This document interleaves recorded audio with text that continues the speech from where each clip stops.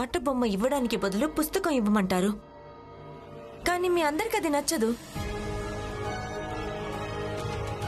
నాకొక విషయం అర్థమైంది. ఎవరి చేతిలో పుస్తకం ఉంటుందో వాళ్ళ చేతికి ఎవరు ఆట బొమ్మ ఇవ్వలేరు. మీరు వాయించుకోండి, తీసుకోండి, వాయించుకోండి. ఏ రమా, నువ్వు పెద్ద పెద్ద మాటలు మాట్లాడుకో. నేనెక్కడ పెద్ద పెద్ద మాటలు మాట్లాడుతున్నా? మీరందరే పెద్ద పెద్ద కలలు కంటున్నారు, అది కూడా పెద్ద ఇంటి గురించి. మీరు వాయించుకోండి, తీసుకోండి.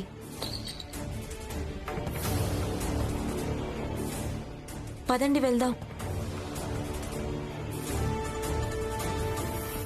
మామయ్య, వీళ్ళ కోసం మీరు భజనలు పాడొద్దు. ఎందుకంటే వీళ్ళందరి మనసులో సంగీతానికి విలువ లేదు.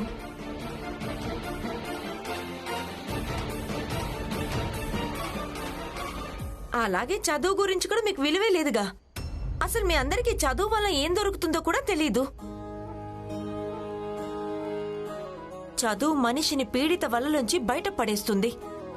చదువు మనిషిని ఇలాంటి అబద్ధపు మాటలు, మోసాల నుంచి కాపాడుతుంది, చైతన్యవంతులు చేస్తుంది. చదువు మన హక్కు కోసం పోరాటం నేర్పిస్తుంది.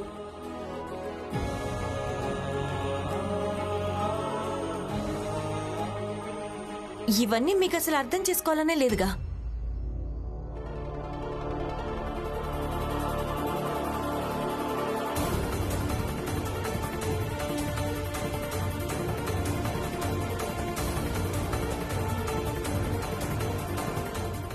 ఇతేష్ అన్న, కొంపదీసి బాబుగారు మన చేతిలో ఆట బొమ్మనేం పెట్టలేదు కదా? జనార్దన్, నువ్వు ఇంకేం మాట్లాడుకో. ఈ పెద్దవాళ్ళు ఎప్పుడూ అన్యాయం చేయరు. ఎంతో పెద్ద పెద్ద భవనాలు నిర్మిస్తూ ఉంటారు. వాళ్ళు ఇల్లు నిర్మించడంలో అవినీతి చూపిస్తారా? తను చెప్పింది నిజమే. మనం మంచిగానే ఆలోచించుదాం. మీరందరూ ఈ భోజనం వండించడానికి కష్టపడ్డారు. తినండి, తాగండి, అలాగే మంచి ఆలోచించండి. అంతా మంచి జరుగుతుంది. రేపు మంచెలా జరుగుతుంది? వాళ్ళకింత చిన్న విషయం అర్థం కావడం లేదు. ఈ రోజు మనం ఏ విత్తనం నాటితే అదే కాపు కాస్తుంది. అత్యాశతో ఆ బాబు చెప్పిన మాటల్ని నమ్మారు. ఇక ఇప్పుడు ఆశలు పెట్టుకుంటున్నారు. మంచే జరుగుతుందంట. వీళ్ళకెన్నటికీ మంచి జరగదు. రమ్మా, ఈ మాటలు అనటం వల్ల ఏంటి ప్రయోజనం? మనం ఏమైనా చేయగలుగుతామా? ఏమీ లేదు. మనం కేవలం ఈ ఒక్కటే ఆశని పెట్టుకోగలం. వాళ్ళ ఆశలు ఎప్పటికీ అడి ఆశలు కావద్దు అని. కోపం తెచ్చుకోవద్దురమ్మా. నాకు కోపం వస్తుంటే నేనేం చెయ్యాలి?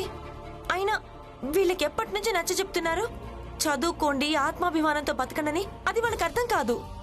కానీ ఎవరో వచ్చి ఇంటి విషయం చెప్పగానే అర్థం చేసుకున్నారు. అలాగే అతని వల్ల కూడా పడిపోయారు. రమా, మనిషికి ఒక స్వభావం ఉంటుంది. తనకు వర్తమానంలో లాభాలు తొందరగా అర్థమవుతాయి. కానీ ఏది ఒప్పో ఏది తప్పో ఆ ఆలోచన ప్రతి ఒక్కరికి ఉండదు. వాళ్ళకి ఇల్లు లభించని తొందరగా అర్థమైపోతుంది. కానీ భీమ్ చదువుకున్న గొప్పతనం అది వాళ్ళకి అర్థం కాలేదు. ఇదే పెద్ద తప్పు కదా మావయ్య. తప్పే. కానీ ఈ రోజు కాకుంటే రేపు ఈ విషయం వీళ్ళకి అర్థమైపోతుంది. చదువు అనేది ఎంత అవసరమో. రమా, నువ్వు శాంతించు. ముందు పద, వంట వండుదాం. అత్తయ్య అయితే బయటే తింటుంది. అవును రమా, బాగా ఆకలిస్తోంది. తినటానికి ఏమైనా ఉండు. వండుతాను.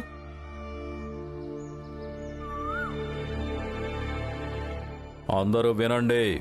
అందరికందరూ బయటికి రండి. త్వరగా రండి.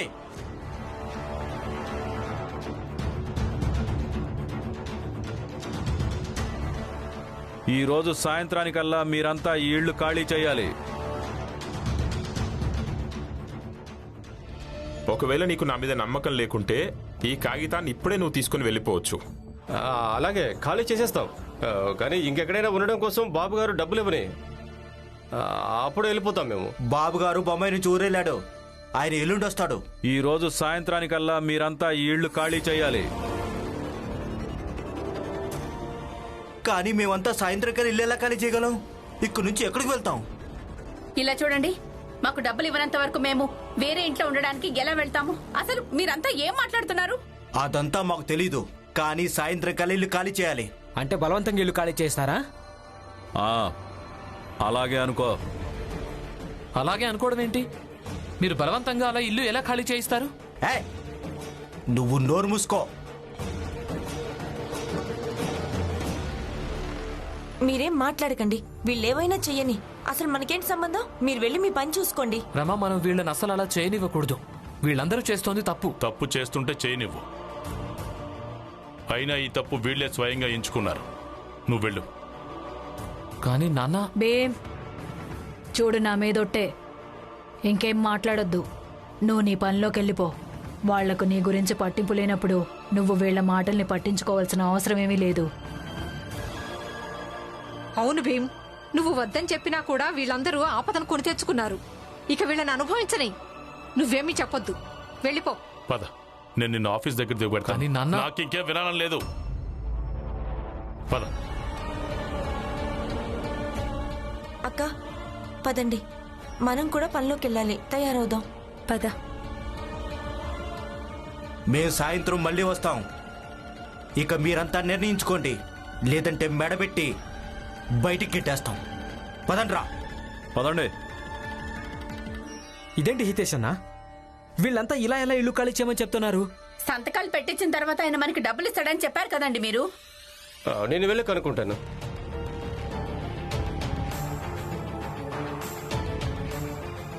నాన్న, మీరేం చేస్తున్నారు? నన్ను వదిలిపెట్టండి. అక్కడ మన వాళ్ళు ఆపదలో ఉన్నారు. మనం ఇలా బయటకు రావటం సరైంది కాదు. నన్ను మళ్ళీ ఇంటికి వెళ్ళనివ్వండి. నువ్వు ఆఫీస్కి వెళ్ళాలి కదా. నేను నిన్ను ఆఫీస్కి చేర్చిన తర్వాతే మన ఇంటికి తిరిగి వస్తాను. ఎందుకంటే నీకు మళ్ళీ ఇంటికి చేరుకోవాలన్న ఆలోచనే రావద్దు. నాన్న, వదిలిపెట్టండి. మీరు ఎందుకు ఇలా చేస్తున్నారు? అరే అరే అరే అరే భీమరావు, నువ్వు పెద్ద శ్రేయోభిలాషిలా తిరుగుతుంటావు. ఎవరో మీ ఇంటికి బిల్డర్ వచ్చాడని విన్నాను. అలాగే మీ బస్తీ వాళ్ళను ఇంకా మీ ఇంట్లో వాళ్ళందరినీ సాయంత్రం కల్లా ఇల్లు ఖాళీ చేయమన్నాడట.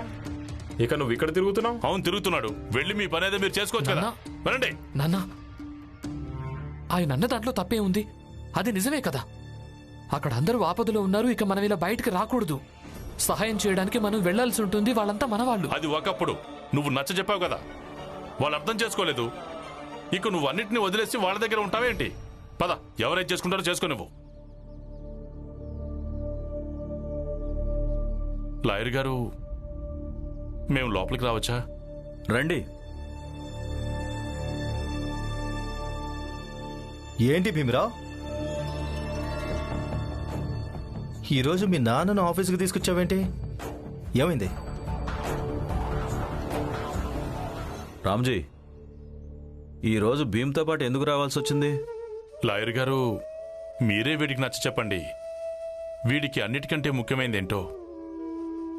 రామ్జీ, ఇవన్నీ లాయర్ గారు నచ్చ చెప్పారు. కానీ ఇదేదో గురుకులం లేదా స్కూల్లో కాలేజో కానే కాదు తన మీద ఆరోపణ చేసుకుని రావడానికి.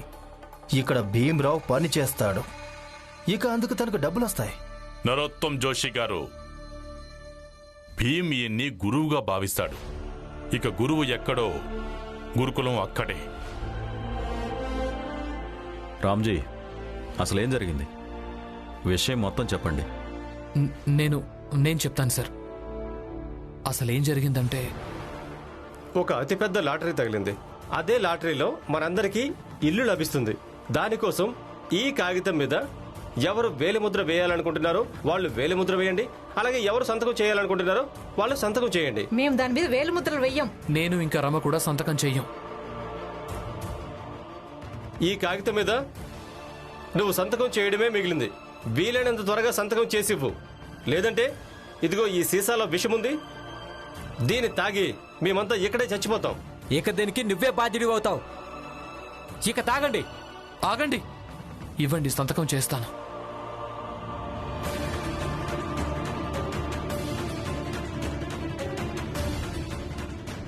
అందరూ బయటికి రండి. ఈ రోజు సాయంత్రానికల్లా మీరంతా ఈ ఇళ్లు ఖాళీ చేయాలి. వీళ్ళందరూ చేస్తోంది తప్పు. తప్పు చేస్తుంటే చేయి నువ్వు. అయినా ఈ తప్పు వీళ్ళే స్వయంగా ఎంచుకున్నారు. ఇక మీరే చెప్పండి సార్, నేను వాళ్లకు సహాయం చేయటం మంచిదా కాదా? ఎందుకంటే మా నాన్న సహాయం చేయకుండా వారిస్తున్నారు. భీమ్రావు, మీ నాన్న చెప్పింది అక్షరాల నిజమే. నువ్వు వాళ్ళకు సహాయం చేయడానికి బదులుగా నువ్వు నీ చదువు అలాగే ఆఫీస్ పని చేసుకోవటం మంచిది. కానీ సార్. కానీ ఏంటి? ఒక పని చేయి, ఆ పుస్తకం తీసుకురా.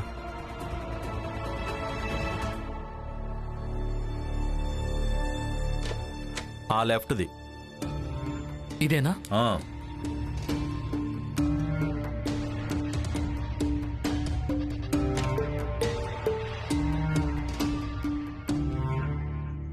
దాన్ని చదువు భీమరావు. ఇందులో పేదవాళ్లకు జరుగుతున్నటువంటి ఆ సమస్యలన్నీ రాసిపెట్టున్నాయి చూడు.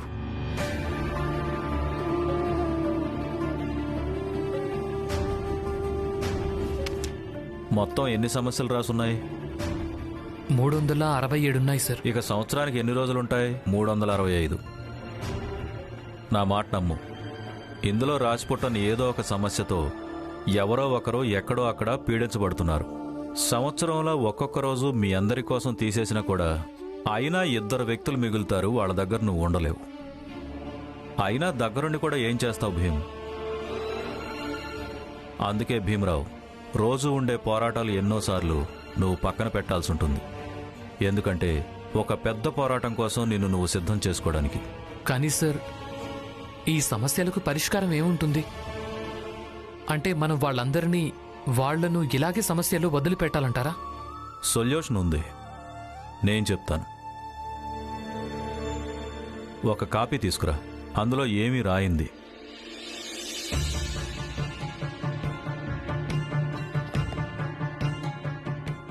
ఇదిగోండి.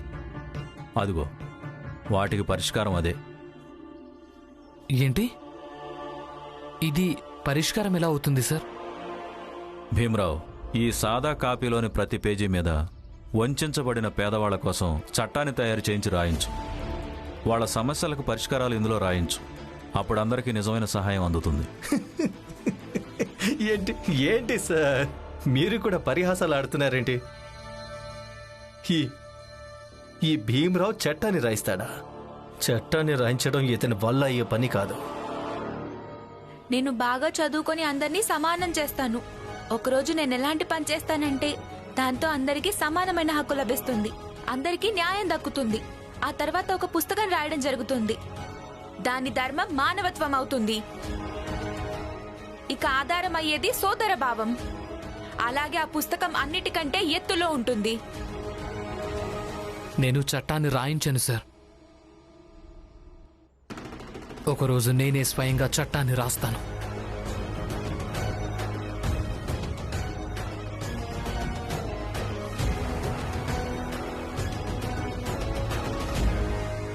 సార్, చిన్నప్పటి నుంచి నేను ఒక కాపీలో రాసి పెట్టాను. ఏం జరగడం మంచిదో అలాగే ఏం జరగడం మంచిది కాదు. ఇక ఈరోజు మీరు ఏ చోటు చూపించారంటే నేను కాపీలోని విషయాలన్నీ దింపాల్సిన చోటుని. ఏదో ఒకరోజు నేను వాళ్ళందరి కోసం ఖచ్చితంగా చట్టాన్ని రాస్తాను సార్. నేను మాటిస్తున్నాను.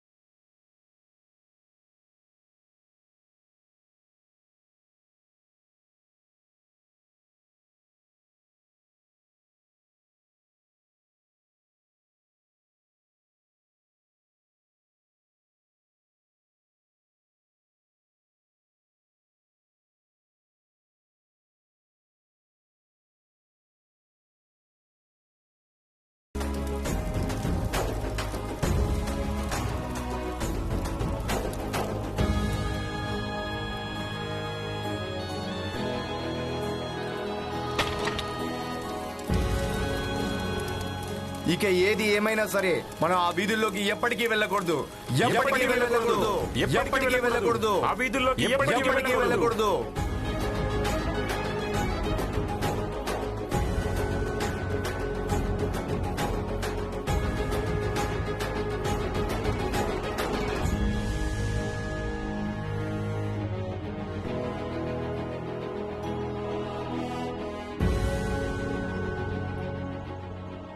రామ్జీ, ఇక మీరు వెళ్ళండి. లాయర్ గారు, తప్పుగా అనుకోనంటే ఒక మాట చెప్పనా? చెప్పండి. ఇక్కడ పక్కనే ఒక మంచి టీ కొట్టు ఉంది. ఒకవేళ మీకు అభ్యంతరం లేకుంటే నేను మీకోసం ఒక ఛాయ్ తాగించాలనుకుంటున్నాను. రామ్జీ, ముసలితనంలో తరచుగా జ్ఞాపక శక్తి బలహీనపడిపోతుంది. నేను నీకు గుర్తు చేస్తానంటూ నీ జాతి, అలాగే నీకున్న స్తోమత.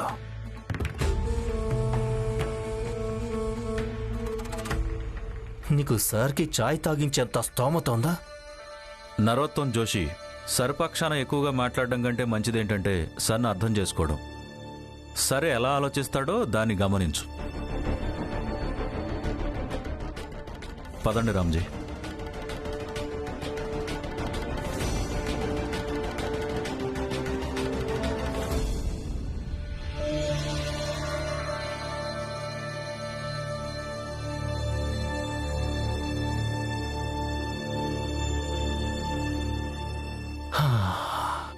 నటన చాలా బాగుంది. నాటకం బాగా ఆడుతావు భీమరావు. ఒక పని చెయ్యి, వీధి వీధికి వెళ్ళి నాటకాలు మొదలుపెట్టావు. నా ఉద్దేశం, నీ స్తోమత ఒక బ్యారిస్టర్కు పుస్తకాలు అందించేది, స్తోమత నెలకు 3 రూపాయలు సంపాదించేది, స్తోమత ఒక రాజుని ముష్టడుకొని చదువుకునేది. కానీ మాటలు చాలా పెద్దవి. చట్టాన్ని తయారు చేస్తాను, నేనే చట్టాన్ని రాస్తాను. లేదు ఏంటంటే, ఈరోజు నేను తెలుసుకోవాలి, ఇవన్నీ నువ్వెలా చేస్తావు? ఈ లేని ఆత్మాభిమానం నీ లోపల ఎక్కడుంచి పుట్టుకొస్తుంది భీమరావు? ఏమైంది? ఏదైనా జవాబుంటే చెప్పు భీమరావు, చెప్పు.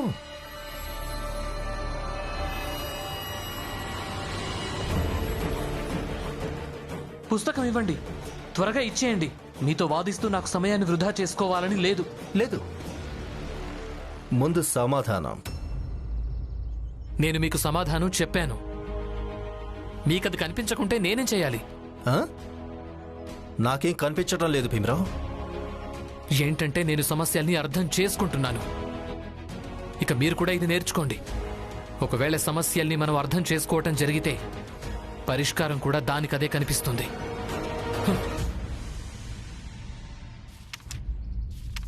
సరే, నేను కూడా ఇక్కడే నిలబడ్డాను, చూస్తాను అంతగా నువ్వేం పరిష్కారాన్ని వెతుకుతావో. నీతి అలాగే నీ జాతి దురదృష్టాన్ని తొలగించడానికి.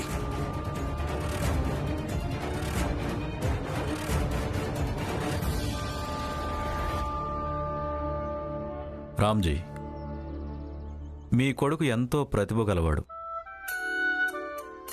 మంచి శిక్షణ ఇచ్చారు, మంచి బుద్ధులు నేర్పించారు. ఎన్నోసార్లు తన మాటలకు నేనే ప్రభావితం అవుతున్నాను. ఆగండి లాయర్ గారు. లాయర్ గారు, నేను మీకు ఒకటి చెప్పాలి. ఏంటది? చెప్పండి. నన్ను క్షమించండి లాయర్ గారు. నిజం చెప్పాలంటే మీకిక్కడ ఛాయ్ తాగించేంత స్తోమత నాకు లేదు. నేను కేవలం మిమ్మల్ని అక్కడి నుంచి బయటికి తీసుకురావాలనుకున్నాను. ఎందుకంటే నేను మీతో కొంచెం మాట్లాడొచ్చని. ఏం పర్వాలేదు, చెప్పండి. ఏం చెప్పాలనుకున్నారు? లాయర్ గారు, నాకు చాలా సంతోషంగా ఉంది భీమ్కు మీలాంటి గురువు దొరకడం. వాళ్ళు వేగం ఎక్కువ, తెలివైనవాడు. కానీ చాలాసార్లు భావాల్లో మునిగిపోయి ఏదో చేస్తూ ఉంటాడు. కానీ మీ మార్గదర్శనం లభిస్తే వాడు కూడా ఖచ్చితంగా ఏదైనా మంచి చేయగలడు. ఖచ్చితంగా చేస్తాడు. మీలాంటి తండ్రి తన కొడుకు గురించి ఎంత బెంగ పడతాడంటే తన చెయ్యి పట్టుకుని ఆఫీస్ దాకా తీసుకొచ్చేంత. మరి తన కొడుకు ఏదో మంచి చేసే తీరతాడు కదా.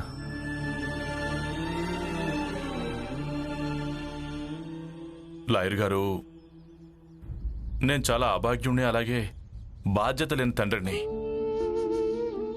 అభాగ్యుణ్ణని ఎందుకన్నానంటే నా జీవితం ముగిసిపోతున్నా కూడా నేను నా కొడుక్కి సహకరించలేకపోతున్నాను. అలాగే అభాగ్యుణ్ణి ఎందుకంటే నేను భీమ్ కూడా చెప్పాను, వాడి చదువుకి కనీసం చిల్లి గవ్వ కూడా ఇవ్వలేను అని. కానీ లాయర్ గారు, నా కోరిక ఏమిటంటే భీమ్ మీలాగా పెద్ద బారిస్టర్ కావాలి. వాడికి పేరు హోదా లభించాలి, అందరితో పరిచయాలు అవ్వాలి.